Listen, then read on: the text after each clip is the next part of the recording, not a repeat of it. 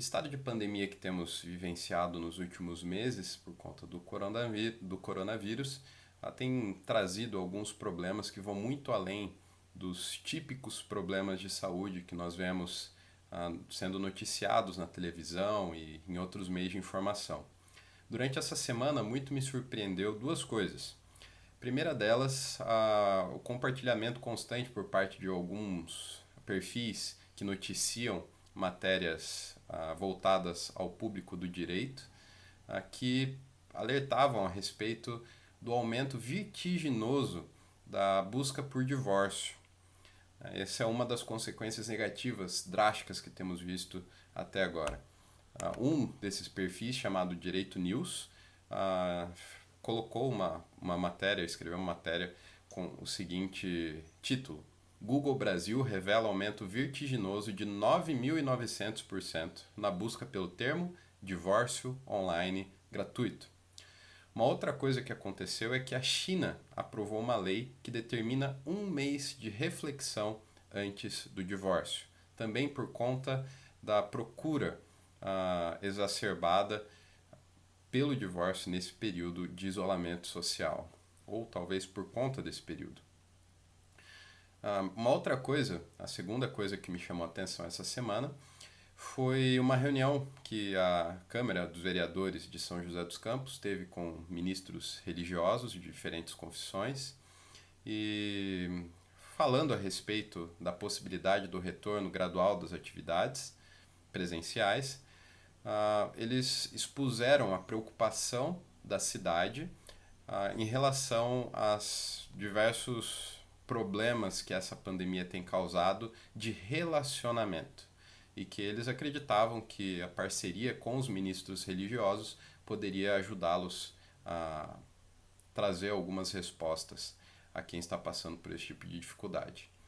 Bom, dentro das nossas exposições de domingo, nós temos trabalhado a identidade do povo que havia saído do Egito e por meio desse trabalhar nós temos trabalhado também a nossa identidade. E na semana passada nós começamos a ver que faz parte da nossa identidade revelada pelo texto bíblico o sermos criados para fora.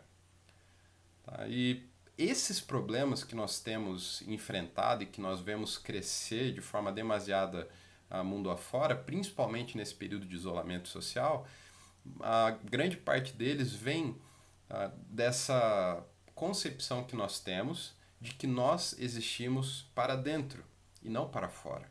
O que eu quero dizer com isso? Nós somos ensinados a todo momento que o universo orbita em torno de nós. As coisas existem para nos servir, as pessoas existem para nos servir, tudo existe para nos servir. E aí, quando alguma dessas coisas falha conosco, nós temos dificuldade de lidar com essa situação. Então, se eu acredito que um filho existe simplesmente para me servir, me fazer feliz, quando ele não cumpre com esse propósito que eu estipulei para ele, eu fico frustrado. Se eu acredito que o meu marido, a minha esposa, existe para me fazer feliz, e essa pessoa falha nesse propósito que eu estipulei para ela, eu fico absolutamente frustrado, mas é porque eu estou vivendo a minha vida na perspectiva de que eu devo ser servido pelo outro. E nós temos visto que Deus nos criou para fora, que para que o nosso sentido, a nossa existência fosse completa, Deus nos dotou com capacidades, com talentos, para que nós sirvamos, para que nós amemos, para que nós nos doemos. E nessa doação nós encontramos sentido para a nossa existência. E o primeiro desses relacionamentos, ou o primeiro desses amores que nós vimos na semana passada, é o amor pelo mundo que Deus criou. E nós chamamos isso de mandato cultural. Então nós vimos por meio do estudo ali de Gênesis 1 e Gênesis 2 que Deus nos criou e nos colocou aqui como imagem e semelhança dele, para que nós espalhemos e espelhemos a imagem do Deus invisível no mundo visível. Logo, dentre tudo que foi criado, o ser humano é aquele que mais se assemelha a Deus, porque foi o único criado à sua imagem e semelhança. E sendo imagem e semelhança de Deus no mundo criado, esse ser humano deve servir o mundo criado por meio das capacidades que Deus lhe deu, representando a Deus na terra por meio da sua criatividade, da sua bondade e diversos outros dons que Deus deu ou comunicou ao ser humano, atributos que Deus comunicou ao ser humano. E nós vimos que esse mandato ele fica evidente em algumas palavrinhas, ali em Gênesis 1, 26, 27 e também ali em Gênesis 2:15. Nós deveríamos dominar sobre os outros animais, e nós vimos o que significa isso. Sujeitar a terra, nós vimos o que significa isso. Cultivar, nós vimos também o que isso significa. E guardar, nós também vimos o que isso significa. Então nós existimos para fora, nós amamos o mundo que Deus criou quando nós fazemos essas 4 coisas da forma como Deus estipulou para nós como propósito dele. Tá? E aí hoje nós conversaremos um pouquinho a respeito de um segundo mandato, de um segundo relacionamento estipulado por Deus ao ser humano e de uma segunda forma de existirmos para fora, um segundo alvo do nosso amor, do nosso serviço e da nossa doação. Inclusive, eu diria, até mais do que o primeiro. Tá? Nós começamos com a criação de forma geral e agora nós vamos para o outro. Então, nós fomos criados para amar o mundo que Deus criou, cuidar desse mundo, e nós fomos criados também para servir o outro, para amar o outro. E esse é um outro meio pelo qual Deus nos ensina que nós existimos para fora, que nós não podemos simplesmente desejar e almejar que tudo volte para nós e que tudo orbite no nosso entorno. Nós devemos dar, nós devemos doar, nós devemos servir. O texto bíblico deixa isso claro, e desde o período da nossa criação. Então nós voltamos lá em Gênesis capítulo 1, verso 27. Verso 26, 27, nós já estudamos, nós temos olhado agora para esses textos na perspectiva dos mandatos. Tá? Então nós já falamos do mandato cultural, hoje estamos falando do mandato social, do relacionamento estipulado por Deus ao ser humano com o seu próximo. O texto diz assim, Gênesis 1, 27. Criou, pois, Deus o homem à sua imagem. A imagem de Deus o criou. Homem e mulher os criou. Nós lemos esse texto uma vez e nós explicamos que a primeira vez que a palavrinha homem aparece no texto, criou, pois, Deus o homem à sua imagem, e a imagem de Deus o criou, esse homem aparece no sentido genérico, tá? É ser humano, homem e mulher. Então aqui está falando da criação do gênero humano. Então Deus criou o homem, o ser humano, à sua imagem, a imagem de Deus o criou. Nós vimos isso ali em Gênesis 1, 26. Agora, na segunda parte do texto ele diz, homem e mulher os criou. Aqui, originalmente, a ideia é de macho e fêmea. Tá? Então, Deus criou o ser humano à sua imagem e à sua semelhança, e ele os criou macho e fêmea. Ele não criou um ser único, mas ele criou um ser binário. Então, Deus criou o ser humano binário. 2 diferentes que são um só. Ambos são o ser humano. Ao mesmo tempo, ambos têm funções e características próprias. Tá? E nós vemos isso quando olhamos para o próprio Deus. Deus, ele subsiste em 3 pessoas, o Pai, o Filho e o Espírito Santo, de forma que o Pai não é o Filho nem o Espírito, o Filho não é o Espírito nem o Pai, e o Espírito não é o Pai nem o Filho. É o mesmo Deus, o mesmo ser, no entanto, ele subsiste em 3 pessoas distintas. E esse Deus triuno, que se relaciona em amor por toda a eternidade, servindo um ao outro por toda a eternidade, em comunhão por toda a eternidade, criou o ser humano binário, homem e mulher.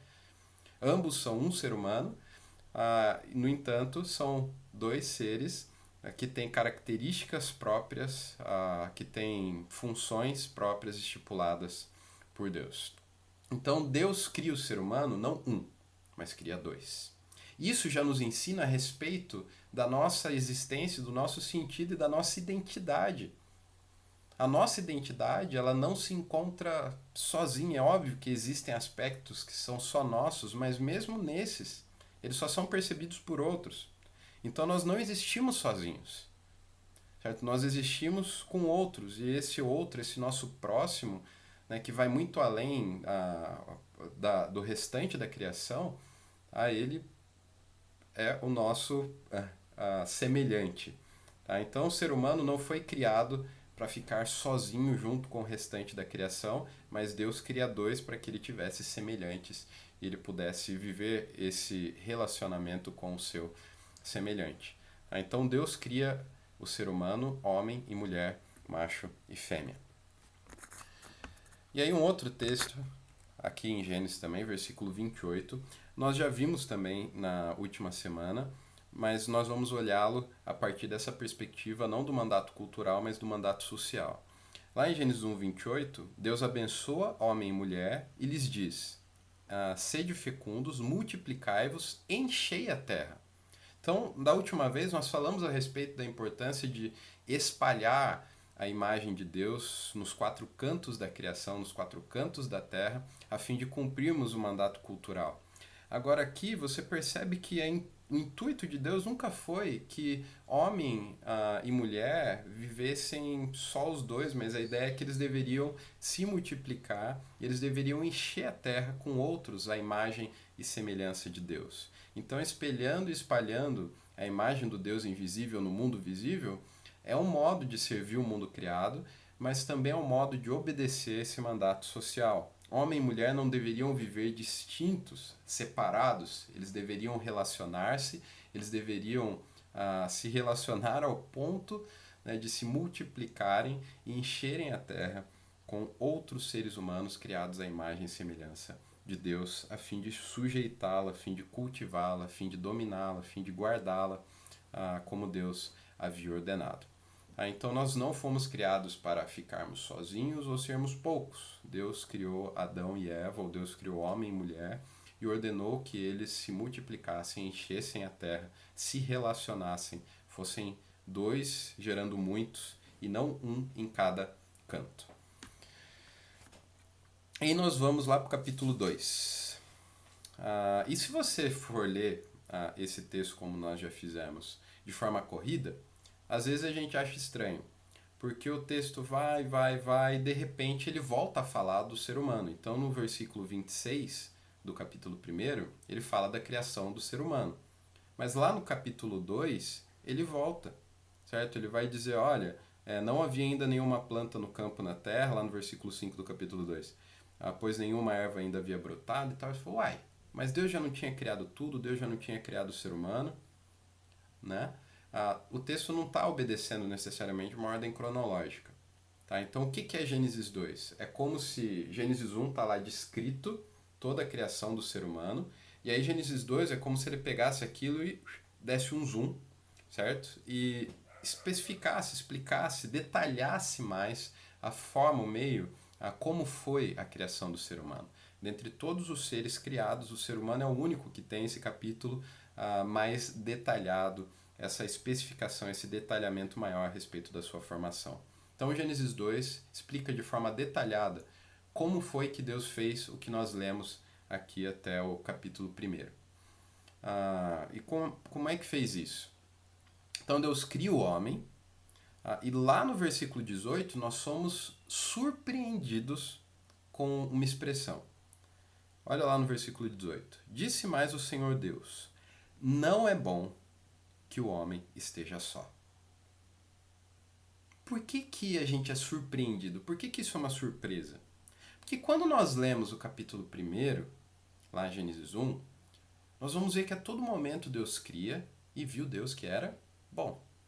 Aí Deus cria e viu Deus que era bom. E aqui, de repente, Deus cria o homem, o macho,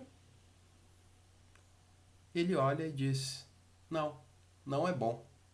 E aí nós conversamos que esse ser bom diz respeito à correspondência daquilo que foi criado com a intenção do Criador. Então o Criador tem uma intenção e quando ele cria e olha, ele fala, corresponde àquilo que eu queria. É isso que eu quero.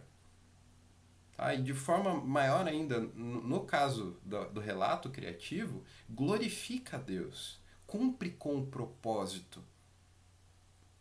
E aqui o texto diz que Deus olha e diz, não é bom.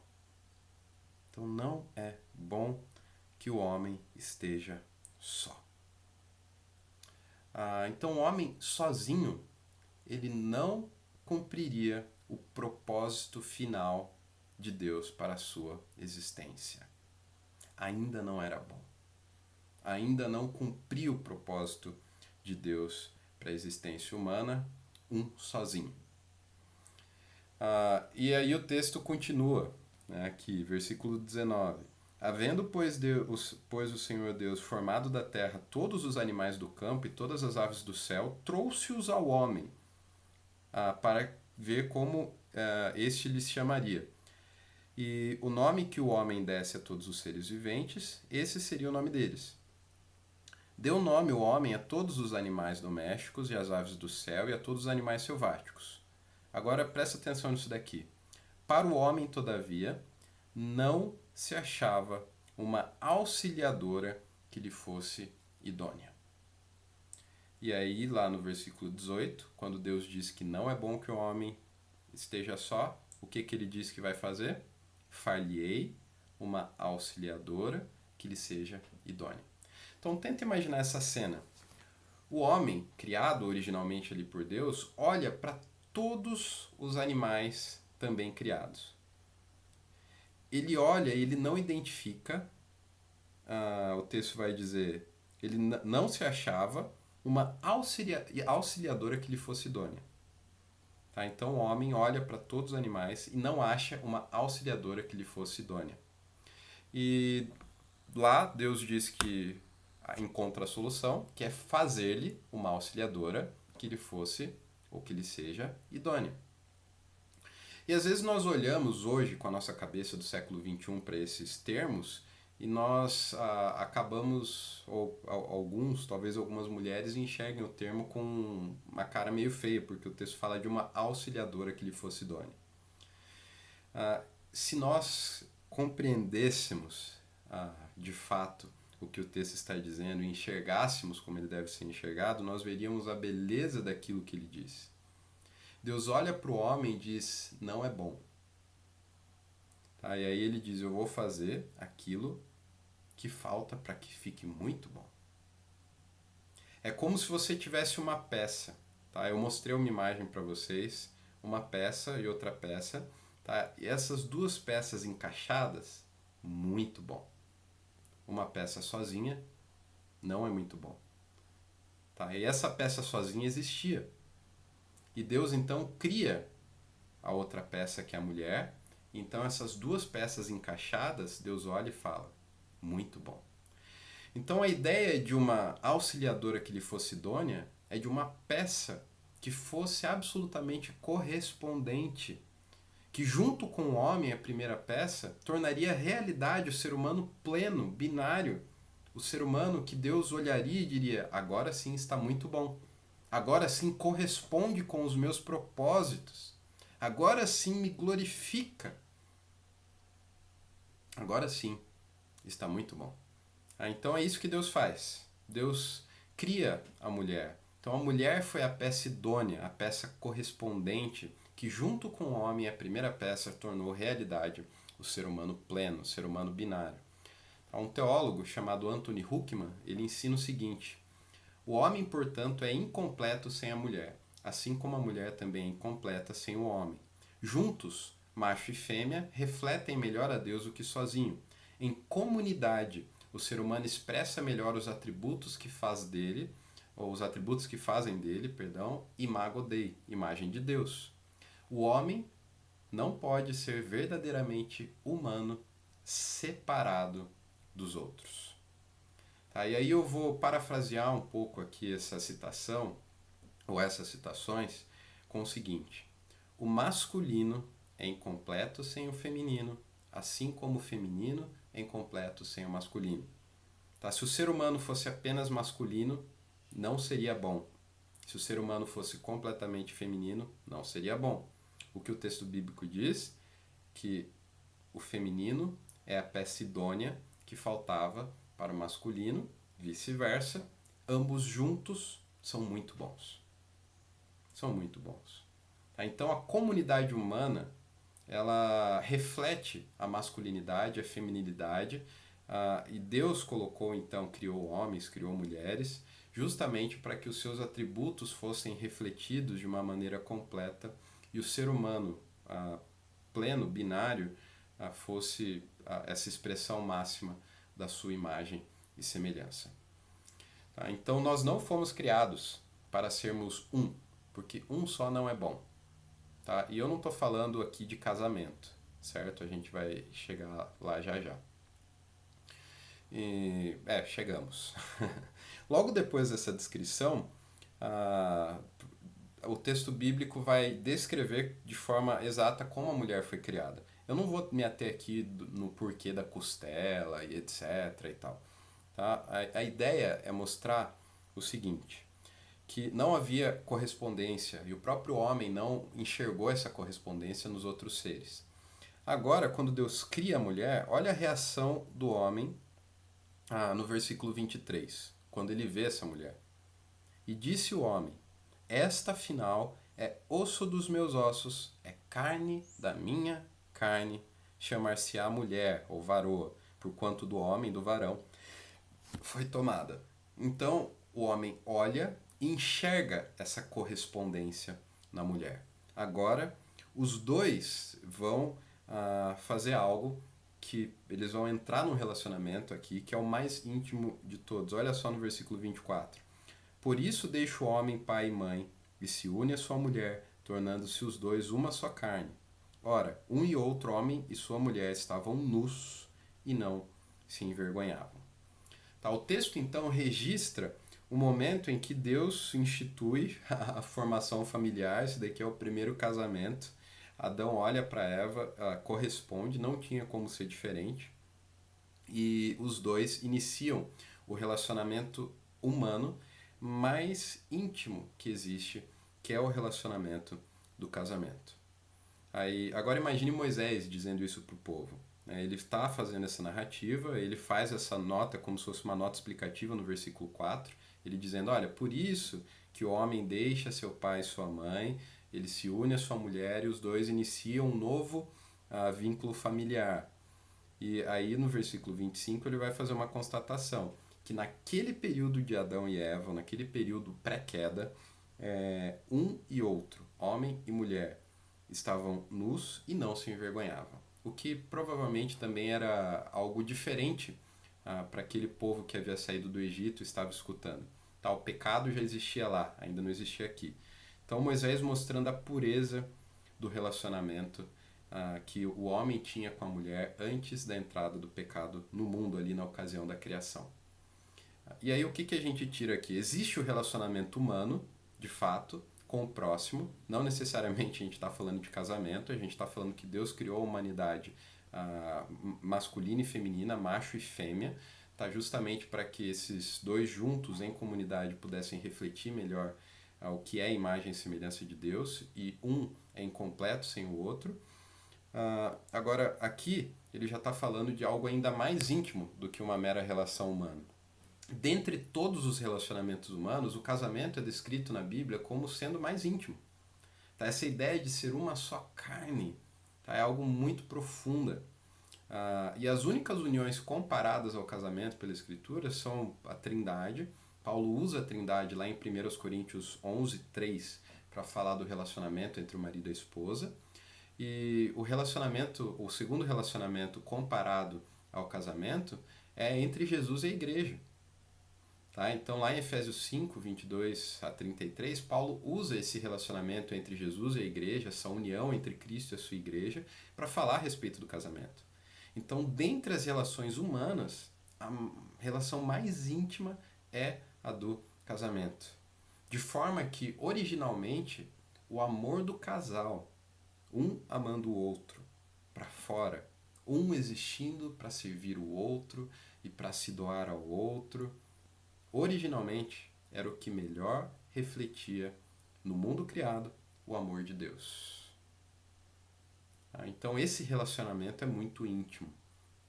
Tanto que quando a gente vai olhar para a Escritura como um todo, a gente vai ver que independente do casamento, sendo ele heterossexual e monogâmico, etc. e tal, Deus vai ser testemunha dessa aliança. Tá? Então nós já estudamos isso na escola dominical quando nós falamos do casamento como uma aliança, e Deus é testemunha dessa aliança. Mesmo que seja feito em outra religião, por outras confissões, esse é um relacionamento que Deus leva muito a sério, que é o relacionamento do casal. Bom, eu gostaria, à luz de tudo isso que a gente conversou, só trazer algumas implicações e fazer algumas aplicações aqui, de acordo até com o momento que a gente está vivendo. Obviamente, quando a gente lê esses 2 primeiros capítulos da Bíblia e vê o relacionamento do ser humano, o relacionamento entre o homem e a mulher, né, que são os únicos 2 humanos que existiam até esse período, é difícil para a gente reconhecer e não se estranhar, não achar estranho, né, essa relação. Porque ainda não existia pecado. Então, hoje, quando nós falamos de relacionamentos humanos, a coisa é muito mais complicada. Nós ainda veremos no capítulo 3 a entrada do pecado e como ele corrompe essa relação. Agora, aqui, ainda não existia pecado. Então, o homem, ele existia para amar o mundo que Deus havia criado, ele existia para amar a mulher que Deus havia criado, e ele existia para amar o seu Deus. Tá? Ele cumpria muito bem com esses 3 relacionamentos e fazia como era feito, a sua existência era completa. Assim como a mulher, ela existia para amar o mundo que Deus havia criado, ela existia para amar o homem que Deus havia criado, e ela existia para amar a Deus. Aí ela também cumpria bem com esse propósito para a sua existência, amando, servindo, se doando a esses 3 relacionamentos, porque o pecado não era uma realidade. A partir do momento em que o pecado entra, o ser humano deixa de viver para fora e ele passa a viver para dentro. O mundo criado existe para satisfazer todos os meus anseios e as minhas ambições. Não importa se eu preciso fazer o que eu tenho que fazer para que eu me sinta satisfeito. O próximo, o outro, existe para satisfazer as minhas ambições e os meus desejos. Não importa o que eu preciso fazer para que o outro faça isso. E quando o outro erra, eu não estou disposto a perdoar, não estou disposto a abrir mão, não estou disposto a... Porque, quem essa pessoa pensa que é para me frustrar, para me decepcionar? Ela existe para o meu bel prazer. O pecado trouxe essa concepção egoísta dos relacionamentos, que não existia até esse momento. E a partir do momento em que o pecado fez isso, a Bíblia vai deixar muito clara que a única forma de sair desse ciclo vicioso do egoísmo, do para dentro, é por meio de Cristo. Só em Cristo nós podemos, de fato, voltar a corresponder ao propósito originário da nossa existência. Cristo nos ensina o que é doação, o que é amor.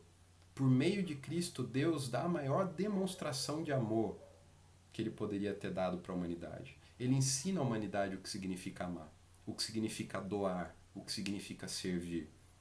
De forma que, sendo nós ainda pecadores, inimigos dele, Ele enviou Jesus Cristo para morrer pelos nossos pecados. E agora Ele diz que o marido deve amar sua esposa com esse mesmo amor. Que a esposa deve olhar para o marido como Cristo olha para a igreja. Tá? Que ambos devem olhar para como o filho se relaciona com o pai na relação da Trindade e entender esse amor e se espelhar nesse amor para o seu relacionamento conjugal. Tá? Então, vocês percebem como só em Cristo agora nós podemos de fato voltar e corresponder ao propósito originário da nossa existência? Agora, como que isso funciona de forma geral? Para aqueles que não são casados, como eu disse, a gente não está falando especificamente de casamento.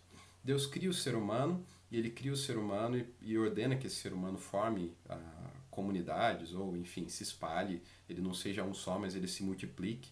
Deus cria o homem, cria a mulher, enfim, um deve servir o outro. É aquilo que Jesus Cristo nos ensina e que nós até lemos no nosso momento litúrgico, no nosso último culto. Nós devemos amar o nosso próximo, aquilo que nós queremos que o nosso próximo faça a nós devemos fazer a ele. Nós queremos ser servidos, sim, existe um anseio pelo serviço do outro, pelo amor do outro. Tá? Mas Jesus nos ensina a olharmos para fora.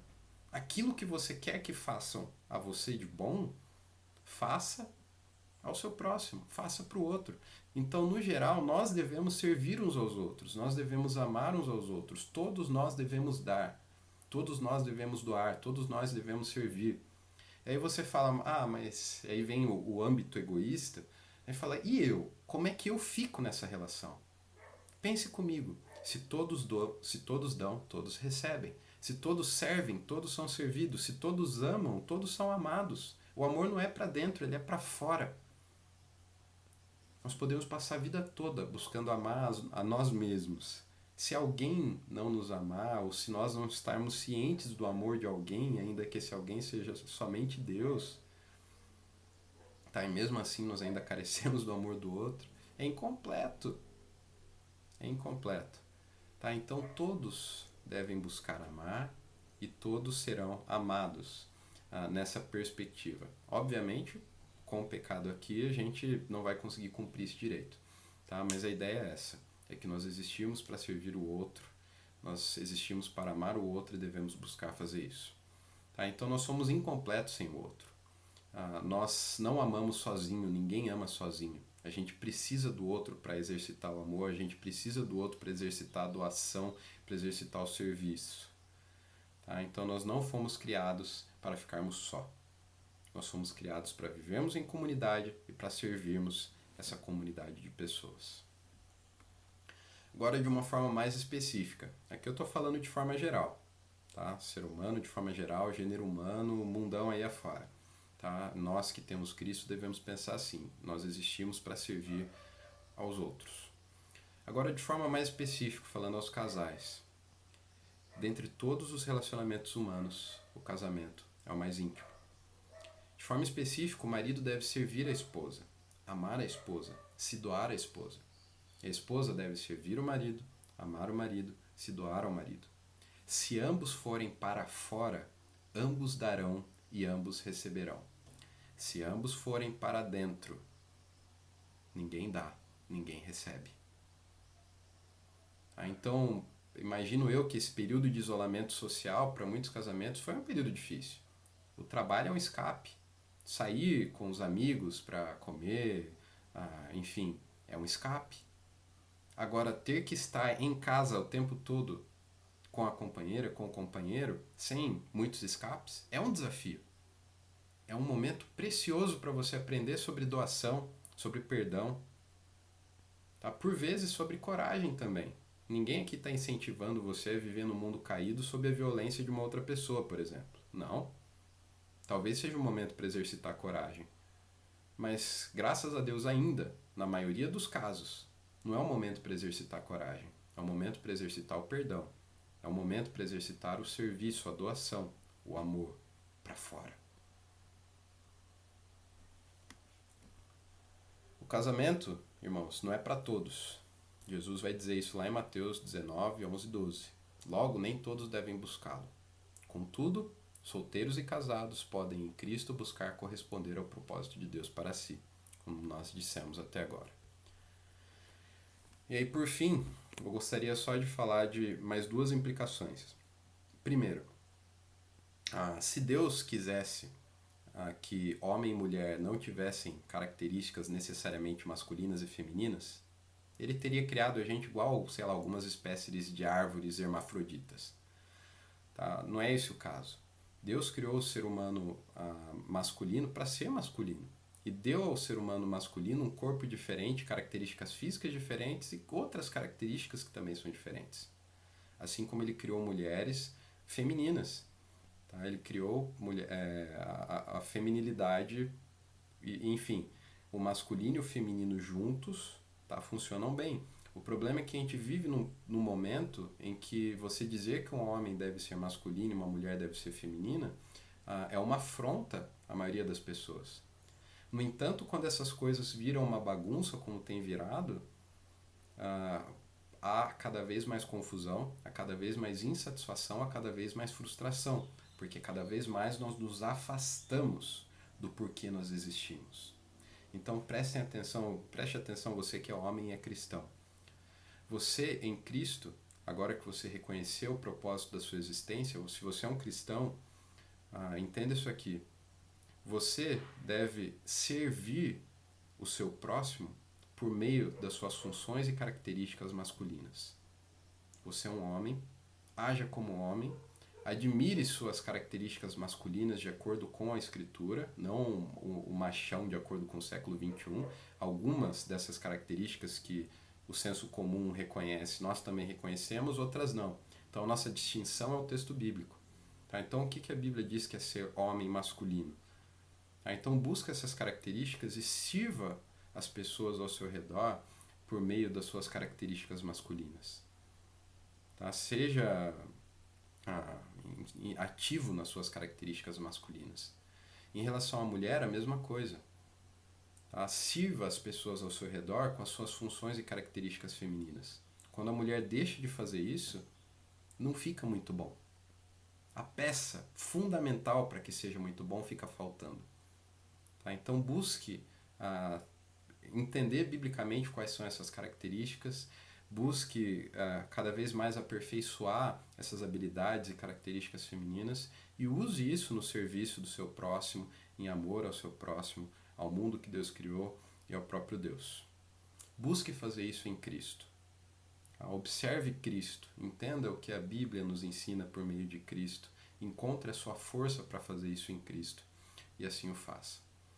Então, Deus nos criou para vivermos em comunidade. Ele criou características masculinas mais evidentes no homem, características femininas, atributos femininos mais evidentes nas mulheres. E quando nós vivemos em comunidade de homens e mulheres, nós devemos servir uns aos outros de acordo com aquilo que Deus nos deu. E em Cristo nós encontramos o que é necessário para fazermos isso. Eu espero que você tenha sido abençoado por meio dessa exposição e eu espero, de fato, que esse período de isolamento social seja uma oportunidade para que você aperfeiçoe as características que Deus te deu para que você possa servir o outro. Pense que elas são ferramentas para que você sirva o outro. E lembre-se sempre disso. Se todos dão, todos recebem. Se todos servem, todos são servidos. Se todos amam, todos são amados. Se todo mundo se serve, se ama, se dá, ninguém é servido, ninguém é dado, ninguém é amado. Então, busque servir, busque doar, busque amar.